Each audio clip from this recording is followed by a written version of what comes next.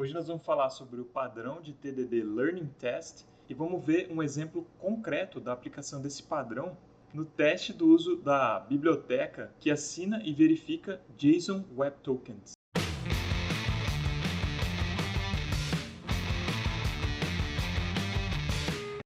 E aí galera, beleza? Antes de começar o vídeo, eu queria abrir meu coração aqui para vocês e conversar um pouquinho sobre a questão do curso que eu estou querendo lançar, que é o curso de Clean Architecture, e também a imersão Clean Architecture. Eu queria deixar claro aqui para vocês, pessoal, que para mim não é muito fácil conseguir vender um curso, lançar um curso, mesmo que seja de extensão. Então, se vocês não sabem, né, eu sou professor de dedicação exclusiva na Universidade Federal de São Paulo. Basicamente, quando o professor é DE, né, quer dizer, dedicação exclusiva, ele não pode ter empresa, ele não pode vender um curso no Hotmart, ele fica mais ou menos preso à universidade mesmo. E eu não reclamo aqui de estar preso à universidade, porque o que acontece? Para você, a DE faz com que você tenha uma boa gratificação em termos de salário. Então, assim, eu ganho um salário muito bom como professor associado aqui na Unifesp. Se vocês tiverem curiosidade, até o meu salário é publicado por aí. Tem o portal da transparência do governo. Se vocês procurarem lá, fala até os centavos lá do meu salário. Mas não importa tanto exatamente o quanto que eu ganho, mas o que eu queria deixar claro aqui é que eu ganho um salário muito bom por ser dedicação exclusiva. Então, para eu conseguir lançar um curso aberto ao público, se eu me mantiver como DE, tem que ser um curso de extensão pela Unifesp. E para fazer um curso de extensão pela universidade, tem um pouco de burocracia. Você tem que passar por algumas fases, né, para poder aprovar esse curso. Você tem que ter o número de vagas já fechado quando está submetendo a aprovação a esse curso. E também tem um limite. Não posso ganhar R$1 milhão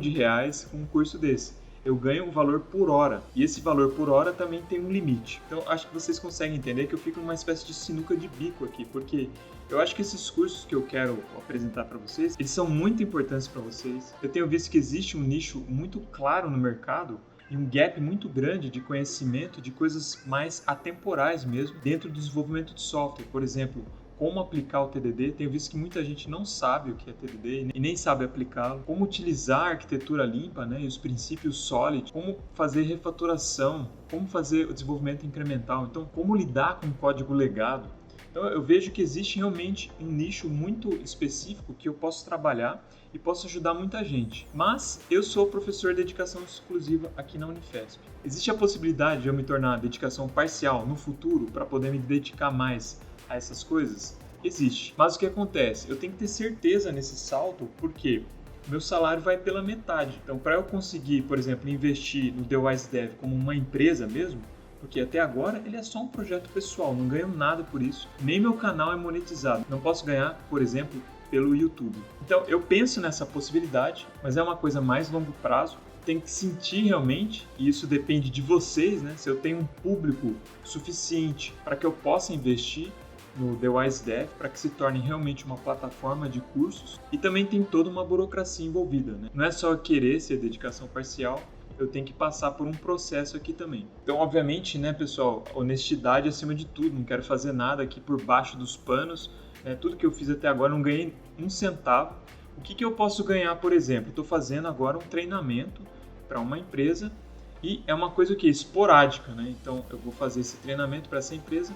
Eu posso ganhar por esse treinamento, mas é uma coisa que eu tenho que pedir autorização para a Unifesp, tem que ser aprovado e tem um limite de horas por ano que eu posso dar esse tipo de treinamento. Então, só estou falando isso para você entender mesmo porque do atraso, né, do lançamento do curso e da imersão Clean Architecture. Eu vou dar um jeito de fazer isso daí rodar, não sei como, se vai ser com um curso de extensão ou se vai ser um curso mesmo mais para frente. Então, eu estou analisando as possibilidades para ver o que eu posso fazer. Então, tem uma galera perguntando para mim sobre quando vai rolar esse curso. Então, o que eu posso dizer para você é que tem que ter paciência, né, até achar um caminho que é interessante para todo mundo e que não fira nenhuma lei relacionada com o meu cargo aqui na universidade. Então, fiquem ligados aí que eu vou dando mais notícias sobre esse assunto mais para frente. Mas o assunto desse vídeo é um padrão de TDD que saiu lá no livro do Kent Beck, Test Driven Development by Example, que é o Learning Test. Qual que é a ideia do Learning Test, pessoal? Sempre que você vai usar uma biblioteca, às vezes o que acontece? A gente lê a documentação e fica pensando, nossa, será que eu entendi mesmo como funciona essa biblioteca?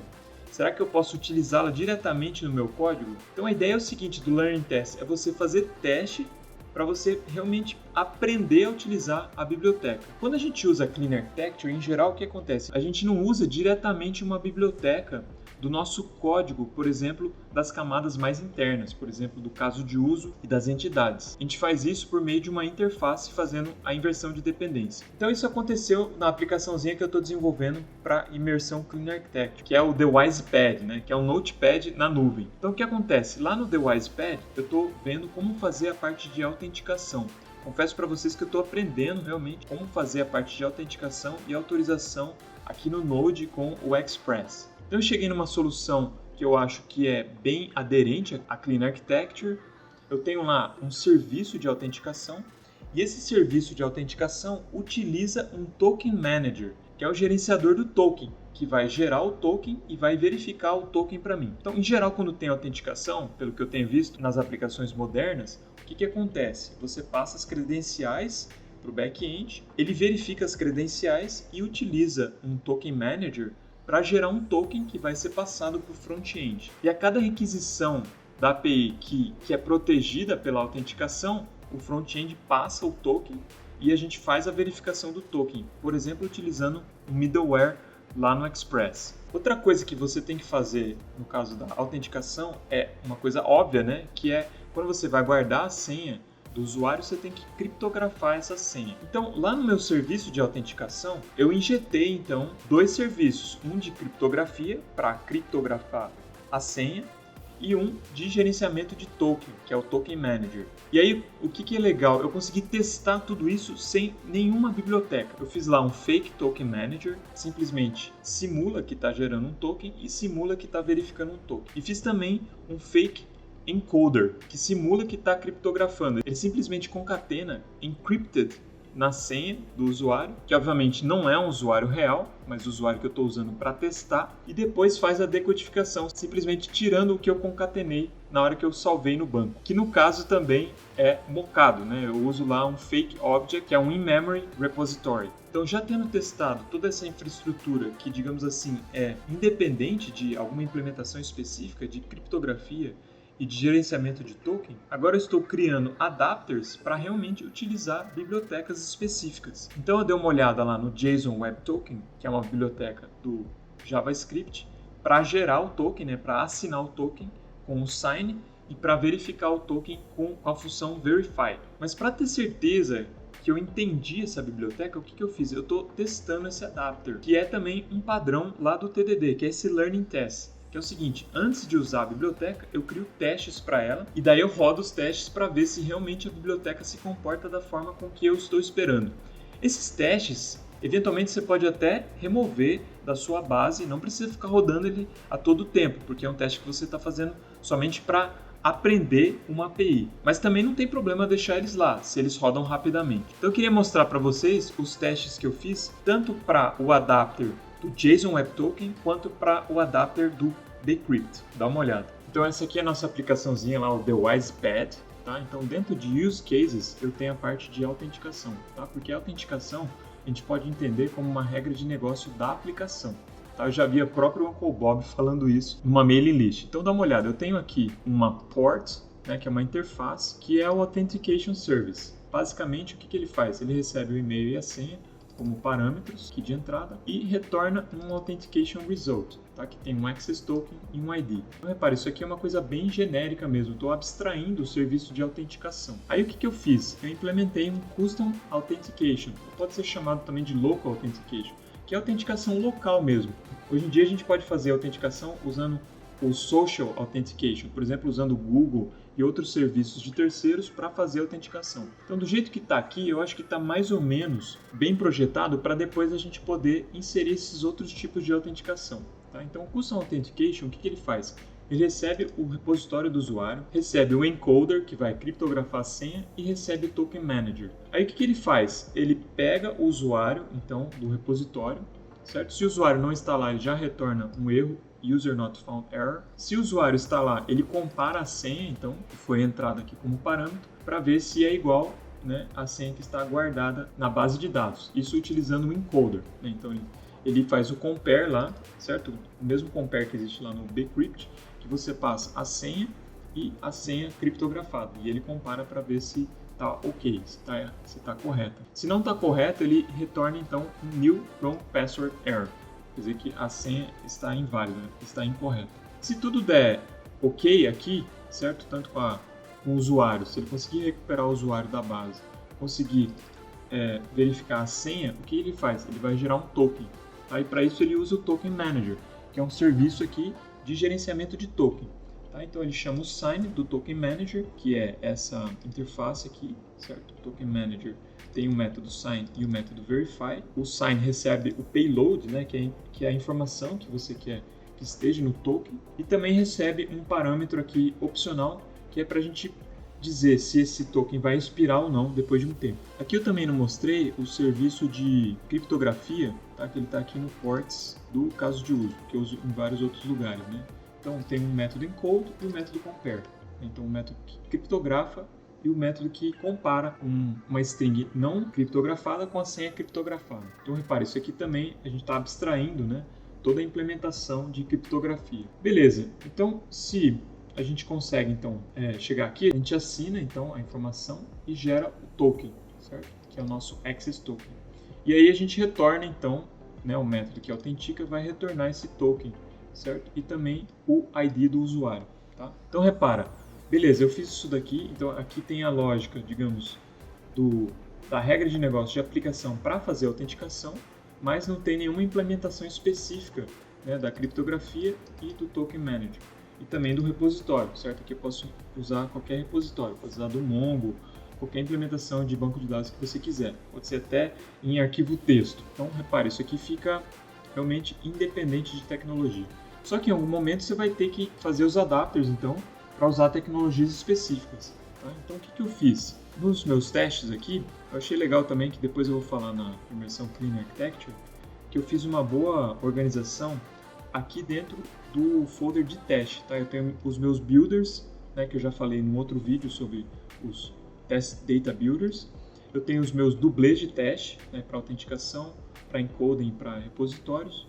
E também tenho aqui as outras classes normais que eu testo, certo? Aqui que estão na aplicação, que são testadas aqui no nosso folder de teste. Então tem o external também. No folder external eu coloco tudo que é externo, certo? Que está na última camada da Clean Architecture. Ele também pode ser chamado de infra, né? Então quando o pessoal usa uma nomenclatura mais relacionada com DDD, chama-se esse diretório de infra. Tá? Eu estou chamando de external aqui. Então beleza, dentro de external, o que eu criei aqui? Eu criei os meus learning tests. Então eu tenho bcrypt encoder.spec, certo? Então aqui eu vou testar o meu adapter, certo? O meu bcrypt encoder, que é o adapter do bcrypt para criptografia, certo? Então basicamente aqui é bem simples, né? Eu faço a criptografia da senha, eu verifico se essa senha poderia ser qualquer string aqui, né? Verifico que ela não é igual, né, à senha original. A senha criptografada tem que ser diferente da senha original. É só um sanity test aqui. E depois eu realmente faço o compare, né, para verificar se a senha é criptografada e a senha sem criptografia, se elas batem. Então esse teste aqui, esse learning test é o mais simples, né? E aqui então eu implementei ele no meu encoder aqui, no meu folder encoder. Então eu tenho aqui, estou chamando o bcrypt mesmo, né? Então eu estou chamando o método hash para o encode e o método compare para o meu compare, certo? Estou fazendo adaptação mesmo para o uso do bcrypt, certo? Da biblioteca bcrypt. Então beleza, aqui eu já tenho mais confiança, esse teste passando, de que a biblioteca funciona da maneira que eu espero. Tá? Mas o mais legal é no JWT Token Manager aqui, que é utilizando realmente a biblioteca que gera o token. Então basicamente eu fiz um teste que verifica se o Token Manager, né, baseado em JWT, ele assina e verifica o JSON Web Token. Né? Então aqui eu passo um payload para ele, mando assinar o token, certo? E depois eu verifico se esse signed token é válido. Então eu verifico se a resposta, né, tem aquela propriedade que eu estou esperando do payload, que é o ID, e verifico, né, se ele retornou OK aqui, certo? Esse is right quer dizer que ele retornou um retorno válido, certo? Para quando eu fiz o verify do token, porque o token aqui é válido mesmo. Depois o que eu faço? Eu jogo um lixo, certo, no token para ver se ele retorna falso aqui. Né? Então esse é um outro teste, certo? Eu estou dando um token inválido e vendo se o meu verify realmente retorna que esse token está inválido. Depois, o mais legal aqui que eu achei desse teste é verificar um token que está expirado. E para isso eu usei a biblioteca Sign, certo? Então essa biblioteca aqui você consegue como se fosse mocar o clock do JavaScript. Tá? Então o que eu faço aqui? Eu crio um clock, aqui é o secret, né? O secret é a chave que eu utilizo, né, para descriptografar o token, certo? Eu tenho que passar esse cara na hora que eu crio o meu token manager. Aí eu crio o payload, tá? E faço uma expiração aqui para esse token de 1 hora. Aí eu tenho que passar essa expiração para o método sign do meu token manager, que é, né, uma instância aqui do JWT Token Manager. Aí eu faço a hora passar, tá? Então aqui eu passo mais de 1 hora, certo? 3.600.000 aqui seria 1 hora, né? Eu passo 3.600.100, certo? Então ele passa de 1 hora, então vai expirar o token.